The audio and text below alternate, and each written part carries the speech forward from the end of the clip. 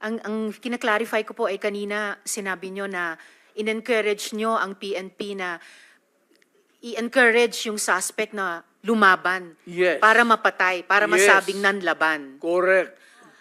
Correct. Para That was a very ma-minimize. incorrect. Correct, yes. Very incorrect po, if I may Yes, say as a it's not, civilian, sa professional police. It Salamat depends kayo, on, Mr. Chair.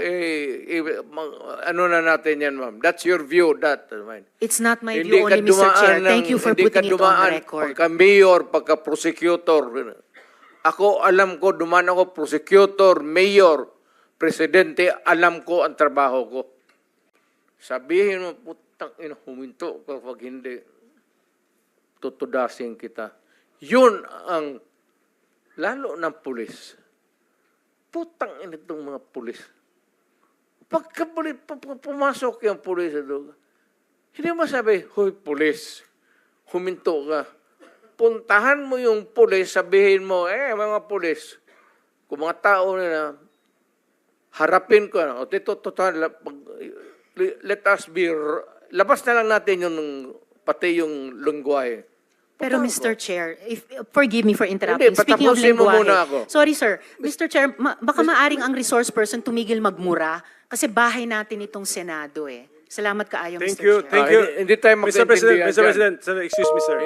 Senator Bato. Yes. Senator, may I Yes, sir. Go ahead. interject? Lahat itong sa right side ko, dumaan ito ng Chief of Police, Police Director. Puro commander ng death squad yan. I thought there was no existence. Trabaho ng pulis yan. Literally, hindi mo sabihin ng death squad. Yung isang senador, yan ang nakaupo dyan, si Senator De La Rosa. Death squad rin yan. Because they were police directors handling the controlling crimes in the city. So pag sinabi mong death squad, it's a very loose term na ginagamit mo lang parang ganon isili. Lahat yan sila, ito, si Danao, ayan o. Nagdadasal kasi sa kasalanan niya siguro. Magkano bang, ilan bang pinatay mo? Dumaan yan. Ito, De La Rosa. Tanungin ko sila ngayon. Tanungin ninyo. Openly, lahat yan dumaan pagka-police chief. Pati yan si Gamboa. Tanungin ninyo. Danao, kung may utos ba ako na patayin ninyo yung tao na nakatali yung paa, pati kamay sa likod, or assassinate them. Ang sinabi ko, ganito, prangkahan tayo, encourage the criminals to fight. Encourage them to draw their guns. Yan, buhay yan. Ayan ang sila, yan ang instruction ko. Pati yan si Kuy. Encourage, pati yan si De La Rosa, encourage them lumaban. Pagka lumaban, patayin ninyo para matapos na ang problema ko sa siyudad ko. Tangina yan. Noong na-presidente ako, ganun rin sa command conference. Diyan sa Malacanang. Yan ang utos ko. Bakit ko pagbigyan important? Mag-criminal, they go after the innocent people robbing. Mabutit na lang sana kung aakyat ng bahay. Mayor ako matagal. Aakyat ng bahay, magnakaw, re-rapin yung bata, re-rapin yung babae, tapos papatayin. Kung ikaw ang mayor, how do you deal with the problem? Ano Mr. kaya ang tingin ninyo sa... I'm sorry to tell you, I'm sorry to express to the nation. unforgiving ako. Hardliner. Alam nila yan. Pati pulis. Pati pulis alam nila. They are not ready siguro to talk about it. Sinabi ko yan sa mga pulis. Putang ina kayong mga pulis. Pag pumasok kayo dyan sa droga, kayo ang mauuna. Mr. Chair. No need to strike it out if that is the real way that the mayor then phrased his sentence. Yes, Mr. Chair, with the indulgence of the SP Pro Tempore. Says Senator Risa. Opo, Mr. Chair, kasi siguro napansin, pati ng former president, yung shock ng lahat. Bakit, sir, yan ba ang trabaho ng pulis? Na pumatay ng mga suspected criminals? Sir, yung mic nyo. Pag dumaban, bakit Iba sila po yung pagka-express kasi kanina, so I had to clarify. Bakit Salamat, sila- SP Pro Tempore. bakit sila Salamat, Mr. makamatay? Chair. No. Hindi yan ang tanong ko. Talagang, napaka hindi magandang impression po ng mga statements kanina. Kaya I appreciate the candor of Yusek Kuy at pati kanina ni General Danao Look, ma'am, about it. may I Salamat kayo, Mr. interrupt Chair. you? I'm done, Mr. Chair, for now. Kindly. Go ahead, Itong sir. Go mga to, ma'am, galing ito ng mga sa Academy PMA. Hindi ito mga bubo. Hindi rin ito papayag na utusan mo ng illegal. Doon yan sa Academy nila, sa PMA, they are from there to, yung ano talaga yung batas. Kaya pag inutusan mo yan, sabihin mo, patayin mo, sabihin, sir, mukhang hindi pwede yan, sir. I tried. Ako mismo, I tried. Ako, marami ako, patay mo, sir. Kulong mo na lang natin, sir. Total. Sabi ko siya, siguraduhin mo lang na hindi ma-release. Kasi gagawa ng kalukuhan yan uli. And they will mag-hold up na naman yan. Yan ang lalo na yung mga kaso na magnakaw tapos mag-rape tapos magpatay o Mr. Chair. Can we let the president complete his sentence? What were you trying to say, sir? That Yes, pagka mag-rape, magpatay, magnakaw, magpatay, and then what do we do with them? ganun na lang ang sadness ko sa trabaho ko. Thank you. Kaya hindi ko lang sinabi ko yan kasi hindi ko lang sila mautusan ng gano'n na gaya na sinabi ko, putang ina, nag-rape ng bata, yan pinatay, patayin mo. Hindi ko mautusan itong mga to. Sabi ko, karamihan sila PMA, hindi maniwala yan ganon. Sabi man, sir, mahirap yan. Kulungin na lang natin, sir. Walang dumaan yan sila sa... There was never a time na sinabi ko, patayin ninyo yan. Minsan yung harap-harapan sa crime scene, nakita ko yung bata, 3 years old, rape, patay, tapos nandoon yung tiyuhin. O sinabi ko, putang, patayin mo. Out of outrage. In the moment of outrage yung, putang, patayin mo. Sir, kulungin na lang natin yan, sir. Ano nangyari doon, Mr. President? Yung insidente na yun, napatay nga yung tito? Pinatay? Hindi. Hindi. Hindi. Mr. Chair. Yes, Senator Risa. Alam ko po na matatalino mga taga-Philippine Military Academy. Hindi po yan ang issue. Ang kinaklarify ko po ay kanina sinabi nyo na in-encourage nyo ang PNP na i-encourage yung suspect na lumaban. Yes. Para mapatay, para Yes. masabing nanlaban. Correct. Correct. Para Ito to sa very ma-minimize. incorrect. Correct, yes. Very incorrect po, if I may Yes, say as a it's not, civilian, well, sa professional police. It Salamat depends kayo, on, Mr. Chair. ano na natin yan, ma'am. That's your view, that. Mine. It's not my Hindi view ka only, Mr. Chair. dumaan Thank you for hindi ka putting it on dumaan the record. Pagka-mayor, pagka-prosecutor. Ako, alam ko, dumaan ako prosecutor, mayor, presidente, alam ko ang trabaho ko. Yes, Yan ang salamat kayo, totoo Mr. dyan. Chair. Hindi ka nagdala ng syudad eh. You never Totoo had po, a Mr. chance Chair. to solve the problem of a community. Thank you, Mr. President. Thank you for Senator putting it on Hindi record, tayo Mr. Chair. magkaintindihan dyan. Senator Estrada has the floor. Thank you, Mr. Chair. At Alam kung niyo, pabalikin ako, sir, gagawain ko uli yan. Dublado. Your Honor, silence, please. Osaa, silence the gallery, and those who will do that again, exclude them from the hearing hall. Gallery, please do not encourage me. Huwag nating kalimutan, may bombshell na inamin ang dating presidente kanina.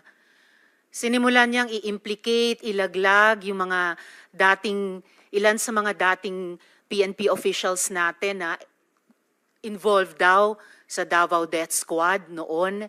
Pero sila mismo, sinabi nila na may death squad sila. Siya.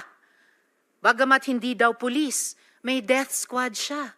Yun yung iniimbestigahan nga natin dito, Mr. Chair. Yung war on drugs, yung extrajudicial killings na nangyari nung war on drugs, sinimulang modelo sa Davao noon, tapos iniimbestiga natin kung yun ang ginamit na template o modelo para i-scale up nationwide. So, bombshell yung sinabi po ng dating presidente na meron na silang death squad, anuman ang pangalan yan, police o non-police ba yan, kasi it looks like what we are investigating now, yung ginamit na instrumento para sa war on drugs na nagbunga ng napakaraming extrajudicial killings. You are For the record, Mr. correct, ma'am. React, sir. Tama Thank you, ka talaga. Mr. Chair. Tama ka talaga. So, ganito na lang. Huwag na lang yung pulis. Kawawa yan, wala yung sa experience, Davao. Ako. Imbestigahan niya ako. Set a date for an investigation para sa akin. Ako ang imbestigahan ninyo.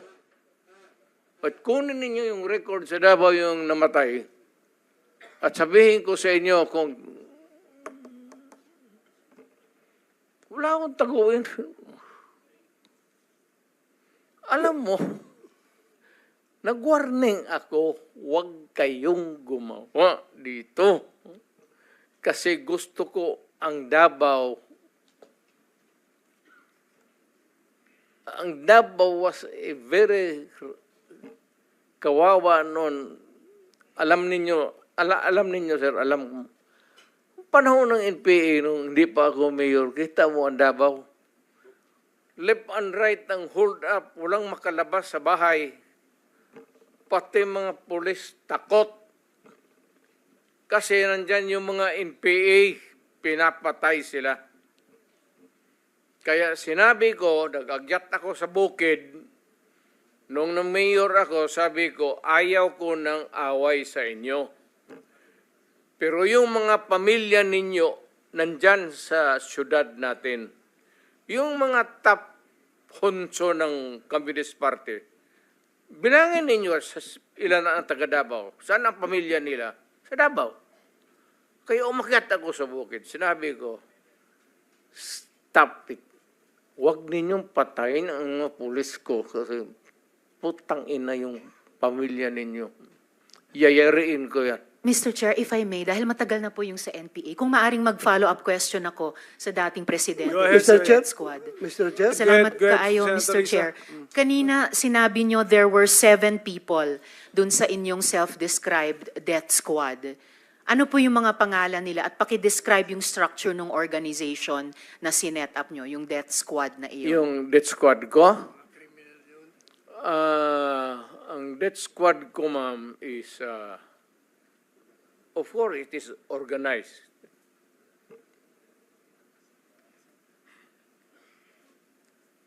Hanggang dyan lang. Ano po yung structure ng organization na iyon? Against criminals. Hindi po, yun yung task siguro na binigay niyo. Pero anong structure ng death squad niya iyon? Structure against crime and criminals. Ibig sabihin, ano po yung setup? At sino yung 7 yon na miyembro ng death squad Fight niyo? crime. No sir, yung pangalan nung sabi niyo, 7 tao na nasa death squad niyo. Mukhang patay naman sila lahat, ma'am. It's okay sir, ano pong mga pangalan nila? You know, when I was mayor, it's about 43. I am now 73. For the life of me, I cannot remember the name. And ano po yung structure nung 7 yon? Merong bang team leader, may 2 tenyente, then may 4 pa na tao? Ano po yung structure ng organization na iyon? I said I am 73 years old. Hindi ko nga alam kung bakit nandito ako kaharap mo. Sir, I'm sure alam niyo kung bakit kayo nandito. In fact, kayo po yung nagsalita ng pinakamarami sa resource persons. Well, May reward po ba yung 7 iyon sa death squad niyo? Again, ma'am? May rewards po bang ibinibigay sa mga miyembro ng death squad niyo tuwing nakakapatay sila? Police? Police ba yung death squad niyo? Yung Yun ang allegations. Hindi po, yung sinabi niyo kanina. Huwag tayong lumabas dyan. Hindi po ako lumalabas. May ibang lumalabas. O, Yung dito sinabi tayo po ninyong ang death squad, pinag-usapan dito may rewards po ba is yun? centered sa police na sinasabi na binabayaran. No sir, fina-follow up ko yung sinabi ninyo. Ay, yung civilian? Unprompted. So, kung civilian yon, yung sinabi nyo na death squad nyo na 7 tao, may rewards po ba yung 7 taong iyon kapag nakakapatay sila? Ay, hindi ma'am, mayayaman yung mga, maraming gago na mayayaman sa Davao. Hindi Ano mo pong kaya- connection ng mayayaman sa Davao Gusto dun sa pumatay miyembro ng ng mga death kriminal. squad? Because Ibig sabihin, they want their city to be safe. nagbibigay sila, yung Because mayayaman, they ng want reward sa business to death thrive. squad? Yes sir, bago po yan, Mo. sinasabi nyo ba na yung mayayaman sa Davao nagbayad sa death squad para pumatay? No, hindi ma'am. Si Sila Colonel mismo. Makasait po ba kasama sa death squad na iyon? Sino? Colonel Makasait, kasama po ba sa death squad na iyon? Colonel Makasait. Ma'am, alam mo sa totoo lang, mahabang istorya to. It's okay sir, maikli lang sana Pero kung ang sagot. problema, ma'am, patay na yung tao. Si Colonel Makasait ay patay Ayaw na. kung marami. May- Police officer in the police department. Pero patay na yung tao. Okay sir, may Huwag mo rewards akong po ba sila? tanungin kung anong history yung tao na yan, patay na. Okay, may rewards po ba sila, yung mga miyembro ng death squad nyo? Sino? Ako? Magbigay? Yung 7 miyembro, kung sino man ang nagbigay, may rewards ba sila kapag pumapatay sila? Walang reward, ma'am, kung Walang police rewards. yan. Lalo Hindi na ho. police. Bakit Wag- ako magbigay ng reward sa mga... Paiba-iba, hindi po. Trabaho Paiba-iba po nila yung yan. sinasagot nyo eh. Hindi ko tinatanong yung mga pulis. Oo. Tinatanong ko po yung mga miyembro ng death squad nyo. Ah. Binabayaran ba sila kapag nakakapatay sila? Wala. Wala. Okay. Le- So, le- libre Sen- lang yung May I remind the pagpatay? Senator, this is just an intervention. Yeah, I'm sorry. We have to I follow- apologize, we have Mr. to Chair. follow the Yes, order. I Yes, please, submit, please. Mr. Okay. Chair. Ako noon, nung na-mayor ako, I was not looking toward a re-election. Wala sa isip ko yun. Ayan sila, si Bato. Nung nag-mayor ako, sabi ko, hindi ako interesado na ma-re-elected. Putang ina, magtrabaho tayong lahat. Ito ang gusto ko. Pati kayo mga pulis, putang, papatayin ko kayo litsi. Huwag ninyo akong... Kasi pagka-mayor ka na, magpa-ano-ano ka lang, pa-lutay-lutay ka lang, wala mangyari sa Pilipinas, maniwala ka. Lalo na yung mga mayors na pumapasok sa droga, yan ang dapat unahin patayin. Mr. Chair. Thank you, Mr. President. So what I'm getting, Mr. President, is that yung imperfection noong ating programa na War on Drugs, nakabase po doon sa ilang mga local government units na wala ho talagang totoong political will para labanan ito dahil binabanggit nyo nga po, marami or may ilan sa mga LGUs ang pananaw ay ma-re-elect lang. Re-election. Hindi talaga durugin. Ayaw magkaroon ng problema sa re-election niya. Yung iba naman, takot. Lalo na sa probinsya. Lalo na yung nagninegosyo ng droga, may mga baril, tapos may tao. Mr. Chair, with the permission of Senator Villanueva, quick interjection. Yes, Senator Ontiveros is recognized. Salamat kay Mr. Chair. Salamat, Senator Villanueva. Just to make of record na sinabi ng dating presidente na yung mga mayor na suspected na involved sa drugs dapat patayin. That is not an acceptable statement ng isang naging presidente tungkol sa mga naging kasama niyang nagtatrabaho sa gobyerno ng mga mayors. For everyone, whether mayor, whether maliit na drug suspect, kahit pa yung mga high-value targets, may due process. And the president of all dapat ang nag-uphold niyan. So unacceptable po sabihin na ang mga mayor na drug suspect ay dapat patayin. For the record, Mr. Okay, Chair. ma'am. Ganito yan. Mabutit dumating ako dito. Pasalamat talaga ako para lumabas, ilabas na lang natin yung totoo. Alam mo, pagka mayor, pagka sindikato, hindi mo matanggal yan. Hindi mo basta-basta matanggal yan. And they are there, so many stories abound. Hindi na ako kailangan magbigay ng example sa inyo. Dito sa Maynila, mga mayors, pera. It's always money, money, money, money. Kaya pagka nandyan, either they are in cahoots with the law enforcers or yung ibang mayor takot. Yung sa probinsya, kung magka-mayor ka, kaya wag kayo, may nakikinig ngayon, wag kayo magpili ng mayor na pitsugin. Kasi wala talagang mangyari. Pagka mayroong mga sindikato, ex-policemen, ex-soldiers na may baril, tapos takot kang mamatay, walang mangyari sa siyudad mo. You have to, maraming problema na nakatago, ma'am, na hindi natin nakikita. Nasa undercurrent yan. Hindi natin nakikita yan. Sino po ba yung mga yon? Hindi, all over. Mayors. All over. Hindi ko masabi. Just for the record again, Mr. Chair, and with thanks to Senator Villanueva, unacceptable na sabihin ng isang dating presidente or kung sinabi ninyo noon nung presidente kayo na ang sino mang suspect, maliit man, malaki, mayor, na suspect sa drugs ay dapat patayin kasi may due process po. Salamat kayo, Mr. Chair. Salamat, Senator Villanueva. Yan, Chair? yan that is my stand. If you do not agree with me, I'm sorry. But I'm dealing with a serious problem of my country. Hindi mo madala sa pakiusap yan. Sabihin mo, putang ina, huminto kapag hindi, tutudasin kita. Yun ang, lalo ng pulis. Putang ina itong mga pulis. Pagka pumasok yung pulis sa droga, hindi mo sabi, hoy pulis, huminto ka. Puntahan mo yung pulis, sabihin mo, mga pulis, kung mga tao na harapin ko, o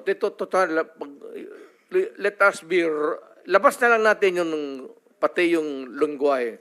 Pero Mr. Chair, forgive me for Hindi, interrupting. Speaking of patapusin mo muna ako. lengguwahe. Sorry sir, Mr. Chair, baka maaring ang resource person tumigil magmura kasi bahay natin itong Senado eh. Salamat kaayo, Thank Mr. you, Chair. thank you. Hindi tayo Mr. President, magkaintindihan Mr. dyan. President, sir, excuse me, sir.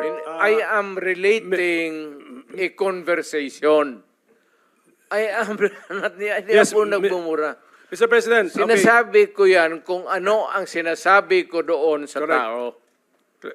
Klaro na po yun, Mr. President, na when you relate to the police officers, may kasamang mura. Pero okay na, klaro na po yun. Pwede na nating hindi ulit-ulitin, Mr. President. Hindi lang, Kung sabihin pwede ko lang. na kanya, papatayin kita.